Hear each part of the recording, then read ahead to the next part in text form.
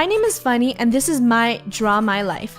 I've been very nervous to share my story with you all, but after hitting 1 million subscribers on my channel, I thought I should create something super special.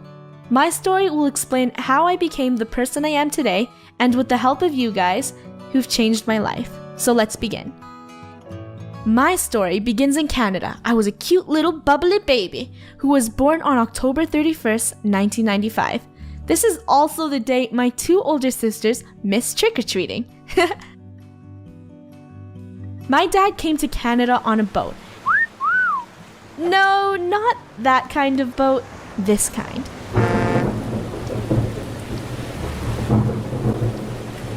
Soon after that, he met my mom, and 2 years later, my oldest sister was born. Anyways, this is my family. We lived in a small bungalow. It had 2 floors. The basement was always rented out, so we could never go play in the basement. We basically lived on 1 floor, but to me, it was gigantic. This is my dad, mom, sister, me, little sis, and little bro. That's right, my parents had 5 kids, and as you can imagine, it must have been super hectic for them. But they loved us all equally. My parents wanted 5 kids because they didn't want us to be lonely. My dad was a chef and my mom washed dishes at a local restaurant. On some nights, my parents would eat very little just because they were worried they wouldn't have enough food to feed us. And yes, we were very broke at the time. When I was a kid, I didn't really know how much they sacrificed for us. But knowing this now that I'm older, it really breaks my heart. When I was about 22 months old, that's almost 2 years old, I had not grown in any baby teeth. Babies usually get their teeth around 6 months, so my mom was scared. She took me to the doctors, and the doctor said that if my teeth didn't come out by 2 years old, they were going to have to bring me to a specialist and maybe manually pull out my teeth. I probably pooped my pants. I don't remember anything, but apparently after that conversation, my teeth popped right out. See that? That's how my teeth grew in. I had a big space between my 2 front teeth, and I loved to whistle through them. It annoyed my siblings so much, but I thought it was so funny. Since there is 5 of us, you can obviously guess that we tend to get ourselves into mischief. I remember one time, my siblings and I thought it was a smart idea to microwave a gummy pizza to see if it would expand. We popped it in the microwave for 1 whole minute and boom! It exploded all over the microwave. We did get in trouble for it, but hey, it was a cool experiment to see something explode. One day, my dad brought home a used Nintendo console that his humble boss gave him from work because he felt bad for my dad. He told my dad that his daughter didn't want it anymore and maybe we would enjoy playing with it. It was called the Famicom. I know it sounds silly, but this was the best thing ever. My siblings and I would play Super Mario Brothers and other games all day long. We would sit there for hours and hours just playing video games. Moving on, this is me in elementary. A pretty shy kid with just a few friends. I was also a mini artist. I would carry my doodle book everywhere, drawing things that I thought were fascinating. One day, at art time, my teacher saw me drawing in my book and thought it was really nice. So she asked if I could share it with the class. I didn't want to, but she convinced me anyways. After this, all the kids complimented my work and I felt really happy. My smile was unbreakable. I remember in 2nd grade, our teacher made us do an assignment on what we wanted to be when we grew up. In my head at the time, I wanted to be an artist. I loved drawing and expressing my ideas on a canvas. That's what I could see myself doing in the future. One day, the Famicom broke. We were really sad. 4 years later, our dad saved up enough money to get us a new console. It was called the Nintendo GameCube. The console only came with 1 controller, but we didn't care. We loved it so much that we would spend all day taking turns playing on the GameCube. In 2005, my family and I moved houses. They wanted more space for us growing up because our house was starting to get cramped, so we moved into another home. I was excited and sad at the same time. Moving house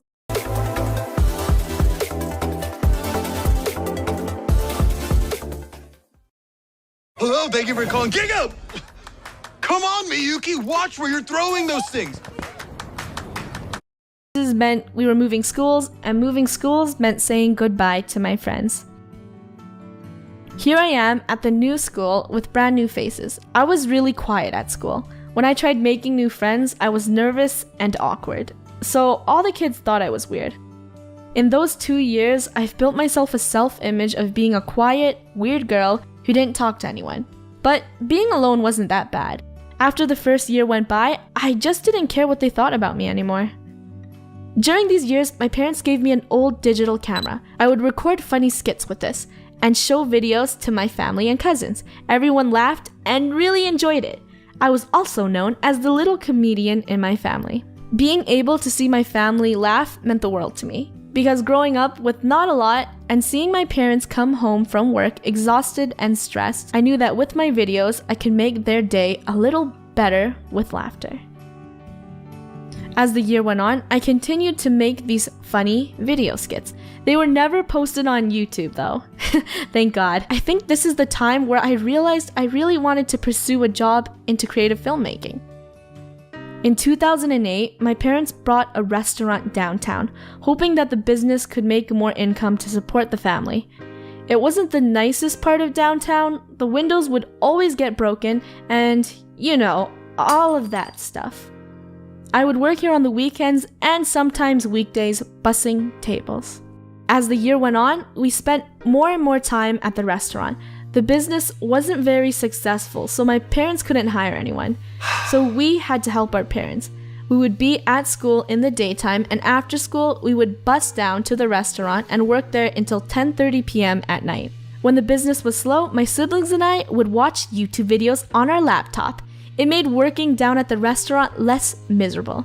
We would watch tons and tons of videos from different creators. It was awesome and made our day a little better.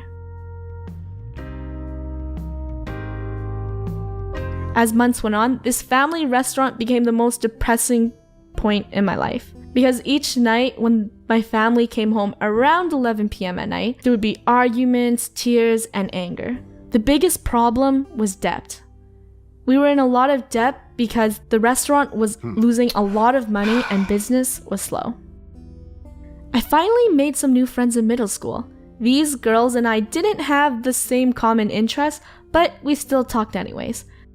One day, they started making rumors about me, and at lunchtime, these girls got a bunch of other girls to tell me they didn't want to be friends with me anymore. I let these mean catty girls bully me into silence, and if I could go back in time, I wish I could tell my younger self to have confidence and don't be afraid to speak up for yourself. But at the end of the day, there was a couple of things that made me smile, which was video games, my dog, and YouTube.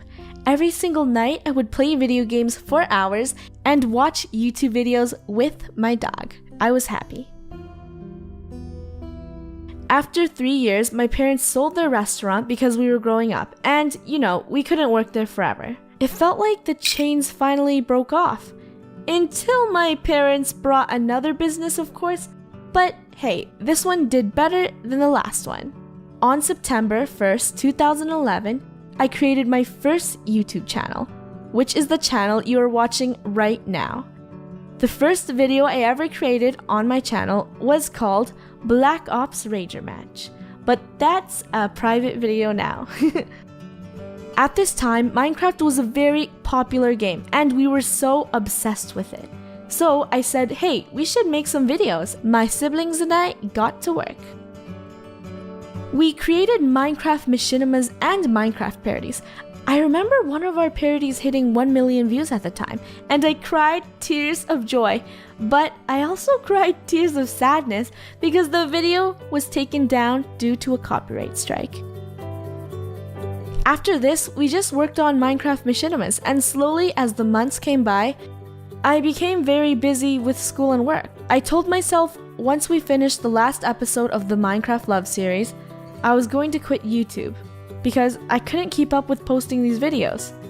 So I stopped. High school was pretty chill for me. I was quiet and I got decent grades.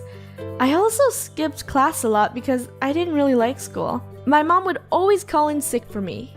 Isn't she the best? No, I'm joking. Don't do that, guys. Don't do that. Anyways, whenever I skipped school or classes, I had to go work at my parents' shop, where there was a computer, and on that computer, I played Minecraft and watched YouTube videos. So it wasn't all that bad. On the days when I did go to school, I mostly spent my time writing scripts at lunch, secretly in the library. They were for YouTube. It was just a bunch of ideas that I never got the chance to make videos of. I know, this sounds pretty weird, but I was a weird kid, okay? I graduated high school in 2013 and wanted to pursue my dream job in digital media. One day, when I came home from school, my older sister, you guys might see her in a lot of my videos, said, "Hey, we should start posting on your channel again, except we should play Minecraft and commentate this time, instead of making silent machinimas." Me? Commentate? I can't even talk to people in real life, so what made her think that I could talk in a mic for random people for the internet to hear? I was so nervous and against her opinion. She convinced me and we posted our first Minecraft Let's Play ever. It was a Minecraft school video. I'm pretty sure you guys know what it is. I remember this day so clearly and vivid because after recording the video for 2 hours, I wanted to trash it. But my sister said we should post it anyways, so we did. After a couple of weeks, the video blew up. Our channel was discovered by you. I was in shock and excitement. In my head, I thought, why would these people want to watch me? And you guys always left the nicest comments on my videos to help me continue and post more. And now, here we are today with 1 million subscribers. Something I would only dream of. I feel blessed to have you guys in my life and to have found what I love to do. I like making people smile, and being able to make one person's day better with laughter means the world to me. You have changed my life forever, and I would like to say thank you. Thank you so much for watching my videos every day and leaving your amazing comments. I really do appreciate each and every one of you, and I can't say how much I love you guys. This is my life up until now. I hope my story inspires you, and without these ups and downs in my life, I wouldn't be the person I am today. Life isn't perfect, and that's what makes it awesome. You are the only one who can write your own story, and don't let anyone tell you otherwise.